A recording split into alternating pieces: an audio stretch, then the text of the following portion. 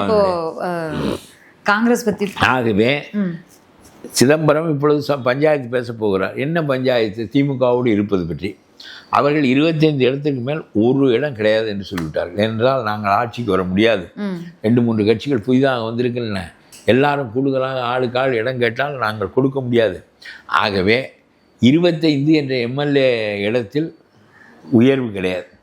ஒரு இடம் கூட உயர்வாக கூடுதலாக தரமாட்டோம். ஆனால் வேண்டுமென்றால் ராஜ்யசபா பதவியில் இவனுக்கே 25 ஆள் இருக்குது, இன்னொரு 10 பேர் தான் வேணும் ஒரு ராஜ்யசபாவுக்கு.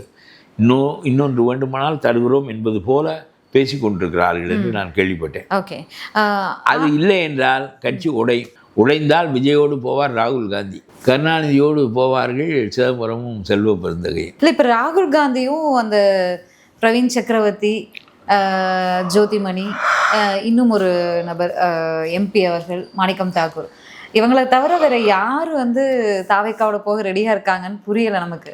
அப்போ இந்த காங்கிரஸ் ஒருவேளை 99% தாவேக்கா எம்ஜிஆரை போல எம்ஜிஆர் திண்டுக்கல்லில் நின்று தன்னுடைய வலிமை என்ன என்று மெய்ப்பித்தது போல திண்டுக்கல் இடைத்தேர்தல் திண்டிவனம் இடைத்தேர்தலில் வேற ஒன்றில் நின்றிருந்து இவருடைய வலிமையை மெய்ப்பித்திருந்தால் நாடாளுமன்ற தேர்தல் என்றால் மெய்ப்பித்திருந்தால் எல்லாரும் இவரோடு வந்திருப்பார்கள். இவர் கையை மூடிக்கொண்டு என்னுடைய கையில் அணு உண்டு இருக்கிறது என்று சொல்லிக் கொண்டிருந்தால் கையை வெறுங்கையா அணுகுண்டு கையா என்று யாருக்கு தெரியும்? ஏன் நிக்கலன்னு நினைக்கிறீங்க? நாடாளுமன்ற தேர்தலில் தாவேக்கா தான் எக்ஸ்போஸ் ஆகி விடுவோம், தன்னுடைய வலிமையின்மை வெளியே தெரிந்துவிடும் என்பதுதான் அந்த அச்சம்தான் காரணம். ஓகே, இப்போ காங்கிரஸ் திமுக உறுதியாயிடும் சொல்லிட்டு இருக்காங்க. ஆனா இதே நேரத்துல அவரு ஒருத்தனும் வந்து கடலை முட்டாய் கூட கிடையாதுன்ட்டான், பங்கு கிடையாதுன்ட்டான். அல்வா கொடுக்குறேன்னு ஒருத்தனும் வரமாட்டேங்கிறானே.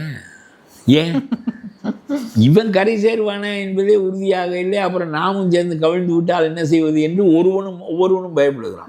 12 கட்சிகள் அங்கே இருக்கின்றன. திருமாவளவன் எல்லாம் மந்திரியாவதுதான் பிறப்பின் நோக்கமே என்று கருதுகிறவர், பிறப்படுத்ததின் நோக்கமே அந்த பதவிக்கு வர வேண்டும் என்று கருதுகிறவர், அது வெளிப்படையாக சொல்லுகிறவர். அவரே வரமாட்டேன் என்கிறாரு. இவன் கரையேறுவானா என்று தெரிந்தால் தானே நாமும் சேர்ந்து கவிழ்ந்து விட்டால். எங்களுடைய நோக்கம் வேற, ஆட்சி அதிகாரத்திலும் பங்கு, நான் துணை முதலமைச்சர் ஆகக்கூடாதான்லாம் பேசியிருக்காரு. நீங்க பேசினால அங்கே இருந்து கொண்டு இப்படி ஆக முடியும், இங்க வந்து ஆக முடியும், இங்க வரமாட்டேன் என்கிறாரு. ஏன் இது ராகுல் காந்திக்கு தெரியாதா? இல்லை, ஏன் வரமாட்டேன் என்கிறார்? அதாவது நீ கரையேறினால் நாங்களும் கரையேறி விடலாம், நீ கவிழ்ந்தால் நாங்களும் அல்லவா கவிழ வேண்டும் என்பதற்காக அங்கே பாதுகாப்பாக இருக்கிறது என்று இருக்கு.